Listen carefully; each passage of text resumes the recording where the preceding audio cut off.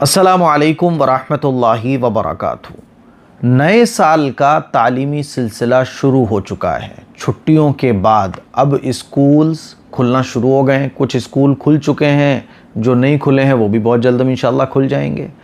माँ बाप की फ़िक्रें बढ़ गई हैं कि अब भाई बच्चों की तालीम शुरू हो जाएगी। माँ बाप की ज़िम्मेदारियाँ भी बढ़ जाती हैं, क्योंकि हर वालिदैन ये चाहते हैं कि उनका बच्चा पढ़ लिख कर कुछ बन जाए, कुछ काबिल बन जाए। जब ये बच्चा बड़ा हो तो हमें अपने औलाद को देखकर सुकून मिले, ये मज़दूरी से बच जाएं, ये बड़े होकर इस काबिल बन जाएं कि इनको दुनिया में कोई प्रॉब्लम ना हो, दुनिया की कामयाबी भी इनके कदम चूमे और आखिरत में भी इनको कामयाबी मिले। हर वालिदैन की ये ख्वाहिश होती है। तो आज मैं वालिदैन को 5-6 कुछ ऐसी ज़रूरी बातें बच्चों की तालीम के सिलसिले में बताने जा रहा हूँ, जो हर वालिदैन को पता होना चाहिए और हर वालिदैन को इन बातों पर अमल भी करना चाहिए। कुरान और हदीस से ही तमाम बातें निकलती हैं। अगर आप इन 5-6 बातों पर अभी से अमल करना शुरू कर दें तो इंशाअल्लाह बच्चे आपके कंट्रोल में रहेंगे, बच्चे काबिल भी बनेंगे, पढ़ाई लिखाई में भी आगे बढ़ेंगे। और जो शिकायतें बच्चों के बारे में वालिदैन को रहती हैं कि बच्चा पढ़ नहीं रहा है, बच्चा तवज्जो नहीं दे रहा है, सुबह स्कूल जाने बहुत डिस्टर्ब करता है, कुरान भी नहीं पढ़ पा रहा है, इंशाअल्लाह A to Z सारी चीज़ें बेहतरीन हो जाएंगी। तो याद रख लीजिएगा, नोट कर लीजिए हो सके, और इस पर अमल करने की कोशिश कीजिए। पहली और बहुत अहम ज़रूरी चीज़ जो वालिदैन को याद रखना चाहिए वो ये कि शुरुआत से ही टाइम टेबल मज़बूत बनाइए। आजकल देखने में क्या आता है कि मुस्लिम फैमिलीज़ में भी लोग 2-2, 3-3 बजे तक जागते हैं और 3-3, 4-4 बजे सोते हैं। जब नींद पूरी नहीं होगी बच्चे की तो वो स्कूल में जाके कैसे अच्छे से पढ़ाई करेगा। तो शुरू से ही स्कूल शुरू होंगे 1 तारीख से, मान लीजिए सपोज़ दैट अभी 10 दिन बाकी हैं, तो 8-10 दिन पहले से ही आप सबसे अहम चीज़ सोने और जागने का टाइम बना लें।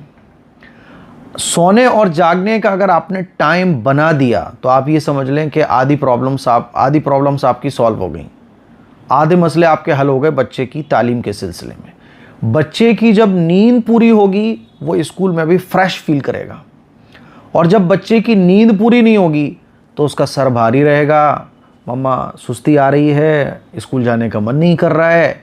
इसीलिए शुरू से ही ये मेरी हर माँ से, हर बाप से गुजारिश है कि शुरू से ही आप सही टाइम टेबल बना लीजिए।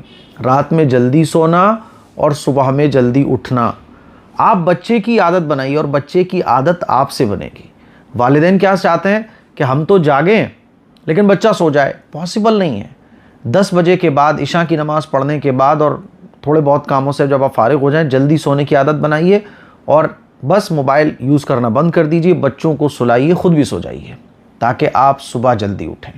और इसके लिए अभी से प्रैक्टिस शुरू कर दीजिए ताकि जब बच्चे का 1 तारीख से स्कूल ओपन हो छुट्टियों के बाद, तो बच्चे पंक्चुअल हो जाएं सुबह उठने के, पाबंद हो जाएं सुबह उठने के।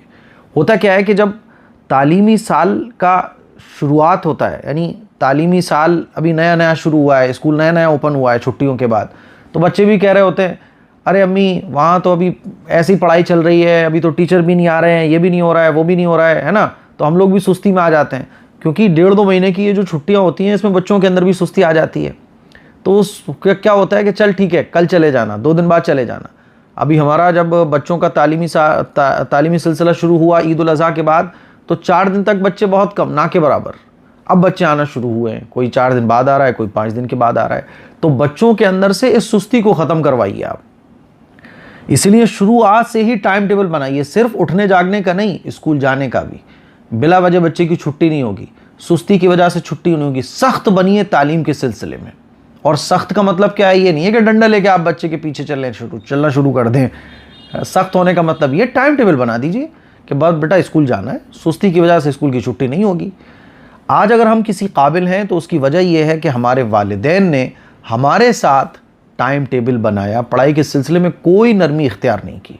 नरमी का मतलब ये नहीं डंडा लेके पिल जाएं आप ऐसा नहीं है, बल्कि इसका मतलब ये है कि कोई सुस्ती की वजह से क्लास नहीं छूटेगी। बेटा स्कूल जाना है तो जाना है बस, है ना। रात को सोना है तो सोना है, सुबह उठना है तो उठना है, टाइम टेबल, हर चीज़ टाइम टेबल। तो नंबर 1, शुरुआत से ही आप टाइम टेबल बना दीजिए। दूसरा, टाइम टेबल अच्छा हो गया, सोने जागने का सब अच्छा हो गया, बच्चा जब सुबह स्कूल जा रहा है तो आप उसको खुराक भी अच्छी दीजिए। बच्चे को नाश्ता आप खुद करवा के भेजें। बाज़ दफ़ा क्या देखने में आता है कि बच्चे सुबह सुबह खाने में जो है ना दिलचस्पी नहीं लेते, तो कुछ ऐसा कीजिए कि बच्चा खाने में दिलचस्पी ले। कम से कम आप फिर ज़बरदस्ती या बहला के, मना के, जैसे हो सके बच्चे को सुबह नाश्ता ज़रूर कराइए, है ना। और बच्चे को टिफ़िन भी देकर भेजिए। और टिफ़िन में क्या होता है, आमतौर पर कुरकुरे रख दिए, बिस्किट रख दिए, नहीं, बाहर की चीज़ों से आप बच्चे को जितना बचा सकते हो बचाने की कोशिश करें। आप सुबह नाश्ता करा के भेजें, हेल्दी नाश्ता। जिस्म अच्छा होता है तो दिमाग भी अच्छा रहता है। अगर जिस्म ताकतवर है तो माइंड भी ताकतवर रहता है। इसीलिए बच्चों को अच्छी खुराक दीजिए। बाहर के खानों से जितना हो सके आप बचाने की कोशिश कीजिए, ठीक है। तो दूसरी चीज़। तीसरी और बहुत अहम चीज़ जो मैंने नोट करके रखी हुई है, ये बहुत काबिल तवज्जो पॉइंट है, जो मैं तीसरा पॉइंट आपको शेयर करने जा रहा हूँ। अफसोस और महरूमी की बातों से बच्चों के सामने बचिए। हो सकता है कि आपके हालात ठीक ना हो, आपकी इतनी कंडीशन ना हो कि आप बच्चे को नई यूनिफॉर्म दिला सकें, आप बच्चे को नया बैग दिला सकें, आप बच्चे को नए शूज़ दिला सकें, है ना। तो होता क्या है कि हम माएँ और आमतौर पर घर की ख़वातीन जो है ना बच्चों के सामने, बेटा क्या करें, अब तुम्हारे अब्बू का इतना हिसाब ही नहीं है, दुआ करो अल्लाह से कि अल्लाह सब ठीक कर दे, तो हम तुम्हें नई ड्रेस भी दिला देंगे, अभी तो बेटा हिसाब नहीं है, क्या करें, बड़ी दिक्कत चल रही। बच्चों के सामने ये महरूमी की बातों को बिल्कुल भी जाहिर ना करें। बच्चों के सामने अफसोस जाहिर करना और कि साहब ये भी प्रॉब्लम है और ये दिक्कत है, बेटा हम तो बहुत गरीब हैं, क्या करें, ये बच्चों के सामने नहीं। समझ रहे हो, नया बैग और नई ड्रेस, नए शूज़ ये ज़रूरी नहीं होते। पुरानी चीज़ें भी अगर कायदे और सलीक़े से रखी जाए ना तो वो भी बहुत बेहतरीन चलती हैं। आपके बच्चे के पास अगर नई ड्रेस नहीं है, नो प्रॉब्लम, आप उसको धोइए, उस पर प्रेस कीजिए, आप जूतों पे पॉलिश मारिए, आप जो है ना बच्चे के बैग को अच्छे से साफ़ सुथरा रखिए, बच्चे के बाल काढ़िए। बच्चे को जितना आप क्लीन साफ़ रखेंगी तो पुरानी चीज़ भी नई चीज़ के मुकाबले अच्छी लगती है, अगर वो कायदे से हो। तो बच्चे के साथ इस तरह का मामला कीजिए। बच्चों के सामने अफसोस के वर्ड्स ज़ाहिर करना और अफसोस की बातें, सैड वाली बातें, है ना, और अपने घर के जो प्रॉब्लम्स हैं बच्चों के सामने, तो इससे बच्चे के ऊपर जो है ना अच्छा असर नहीं पड़ता। इसलिए बच्चों के सामने पॉजिटिव रहिए, शुक्र करने का जज्बा बच्चों के सामने रखिए कि बेटा अल्लाह का शुक्र है, अल्लाह ने बहुत कुछ दे के रखा है, कोई प्रॉब्लम नहीं है बेटा, अल्लाह सब करेगा, कोई मसला नहीं है, अल्लाह की नेमतों को शुक्र अदा करना चाहिए, कोई प्रॉब्लम नहीं है। तो इस तरह से बच्चों के साथ रहने की आदत बनाए। तो बच्चा खुद भी नेगेटिव नहीं सोचेगा, ये नहीं सोचेगा कि मैं दूसरों के बच्चों से कमतर हूँ, है ना, दूसरों के बच्चे के मुकाबले वो एहसास कमतरी का शिकार नहीं होगा। और इसका असर पता है कितना ज़बरदस्त होगा। मुझे इस मौके पर एक आइंस्टीन जो साइंसदान गुजरे हैं बहुत बड़े, उनका वाक़या याद आ रहा है कि बचपन में जब उनकी वालिदा ने उनको स्कूल में डाला, अल्बर्ट आइंस्टाइन को, तो वो स्कूल में वीक थे, मतलब माइंड उनका बहुत कमज़ोर था। तो स्कूल वालों ने एक ख़त लिखा उनकी वालिदा को और कहा कि आपका बच्चा ज़हनी तौर पे माजूर है, ज़हनी तौर पे बहुत कमज़ोर है, इसीलिए हम अपने स्कूल में इसको नहीं पढ़ा सकते। तो अब स्कूल वालों ने तो मना कर दिया, तो बच्चे को क्या बोले। तो माँ ने ये नहीं बोला कि तुम इतना कुंद ज़हन हो, तुम्हारा माइंड काम नहीं करता है, ऐसा होगा तुम स्कूल नहीं जाओगे, ये नहीं बोला। माँ ने बोला कि बेटा स्कूल वाले तुम्हें नहीं पढ़ा सकते क्योंकि तुम बहुत ज़हीन हो, तुम बहुत काबिल हो, स्कूल वाले तुम्हें नहीं पढ़ा सकते, उनके यहाँ तुम्हारे लायक कोई तालीम ही नहीं है। और फिर क्या हुआ कि अल्बर्ट आइंस्टाइन जो है ना बड़े होकर कितने बड़े साइंसदान गुजरे। जब उनकी माँ का इंतकाल हो गया तो माँ के जो सामान थे उसमें वो ख़त भी निकला, तब पता चला कि अच्छा ये बात थी, एक्चुअल में ये बात थी कि स्कूल वालों ने क्यों मना किया था। लेकिन माँ के वो जो जुमले थे जिसमें हिम्मत थी, ताकत थी, है ना, बहादुरी थी, माँ के उन जुमलों ने अल्बर्ट आइंस्टाइन की लाइफ को चेंज कर दिया और वो कितने बड़े साइंसदान बन गए। तो इस्लाम भी ये कहता है कि मनफी बात नहीं, नेगेटिव बात नहीं, बच्चों के सामने पॉजिटिव। बच्चों के अंदर पॉजिटिव बातों से एनर्जी आती है, ताकत आती है, हिम्मत आती है। समझ रही हैं बात को आप लोग। चलिए, चौथा, आगाज़ अच्छा करें। चौथा और अहम काम, आगाज़ अच्छा करें, स्टार्टिंग अच्छी कीजिए। स्टार्टिंग से ही आप बच्चे की सुस्ती उसके ऊपर सवार कर देंगे, नहीं चलेगा। स्टार्टिंग अच्छी कीजिए। इसीलिए मैंने शुरू में कहा कि शुरू से ही 8-10 दिन पहले से ही बच्चों को तैयारी में लगा दीजिए। सोने जागने का टाइम टेबल, सारा टाइम टेबल सेट कर दीजिए कि बच्चों को खेलना कब है, खाना कब है और रात का खाना कब होगा। हमारे यहाँ एक प्रॉब्लम ये भी है कि खानों का कोई टाइम ही फिक्स नहीं होता। एक आया वो खाना लेके बैठ गया, दूसरा आया वो अलग टाइम पे खाना लेके बैठ गया। हमारी फैमिली छोटी है अगर, तो हमारे अपने बच्चे हैं, हम अपनी फैमिली को टाइम का पाबंद बना सकते हैं। इसीलिए आगाज़ अच्छा कीजिए। वो कहते हैं ना, स्टार्टिंग अच्छी होती है तो अंजाम भी अच्छा होता है। बच्चे पिछले साल जिन सब्जेक्ट्स में वीक थे उसकी आप एक लिस्ट तैयार कीजिए, उस पर मेहनत कीजिए पूरे साल, ताकि वो वीकनेस जो पिछले साल थी वो इस साल बाकी ना रहे। तो आगाज़ अच्छा कीजिए, स्टार्टिंग आपकी अच्छी होना चाहिए। नंबर 5, बच्चों को टाइम दीजिए। आजकल तो ट्यूशन का मामला हो गया है कि बच्चे स्कूल से आते हैं ट्यूशन चले जाते हैं। ट्यूशन के अलावा भी वालिदैन को, ख़ास तौर पर माँ को, क्योंकि माँ की जो गोद है, माँ का जो साथ है वो बच्चे के लिए एक मदरसा होता है। कहते हैं ना कि बच्चे का मदरसा माँ की गोद होती है।